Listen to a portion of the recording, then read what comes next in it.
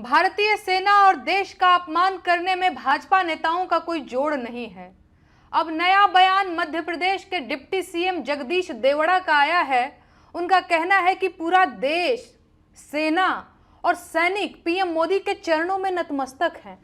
अब मैं सच में कंफ्यूज हूं कि भाजपा के नेता खुद मूर्ख हैं या वो पूरे देश को मूर्ख समझते हैं।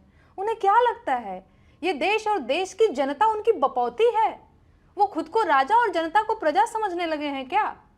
क्या वो भूल गए हैं कि जिस कुर्सी पर बैठकर वो बकवासबाजी कर रहे हैं वो जनता की दी हुई है और जनता जब चाहेगी उन्हें कुर्सी से उतारकर जमीन पर बैठा देगी। देश की सेना देश का गौरव और सम्मान है और उसके बारे में फालतू बयानबाजी करने का अधिकार किसी नेता के पास नहीं है।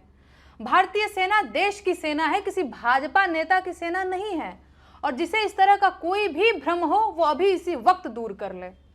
भाजपा के सभी नेताओं को यह बात कान खोलकर सुन लेनी चाहिए कि नरेंद्र दामोदर दास मोदी इस देश के मालिक नहीं, सेवक हैं और उन्हें खुद इस देश की सेना, सैनिकों और देशवासियों के चरणों में नतमस्तक होना चाहिए।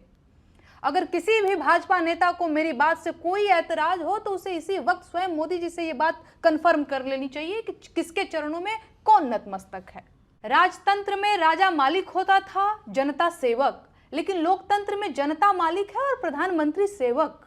लोकतंत्र और राजतंत्र के बीच यही मूलभूत अंतर है। लेकिन भाजपा नेताओं के बयान सुनकर लगता है कि भाजपा ये बात भूल चुकी है। सच बात यह है कि कर्नल सोफिया कुरैशी का अपमान करने वाले भाजपा के मंत्री विजय शाह के खिलाफ ढंग से एक्शन लिया गया होता तो बड़ी संभावना है कि मध्य प्रदेश के डिप्टी सीएम जगदीश देवड़ा ऐसी बयानबाजी नहीं करते। लेकिन भाजपा हमेशा अपने दोषी नेताओं को बचाती रही है और उसी का परिणाम है कि विपक्ष के नेताओं का अपमान करते करते ये लोग देशवासियों और सेना का अपमान करने लगे हैं। इन लोगों का मन बहुत बढ़ गया है और अब ये देशवासियों की जिम्मेदारी है कि वो उन्हें उनकी सही जगह याद दिला दें। बाकी मुझे पूरी उम्मीद है कि भारतीय सेना और देशवासियों का अपमान करने वाले मध्य प्रदेश के डिप्टी सीएम पर एफआईआर दर्ज की जाएगी और बाकायदा मुकदमा भी चलाया जाएगा।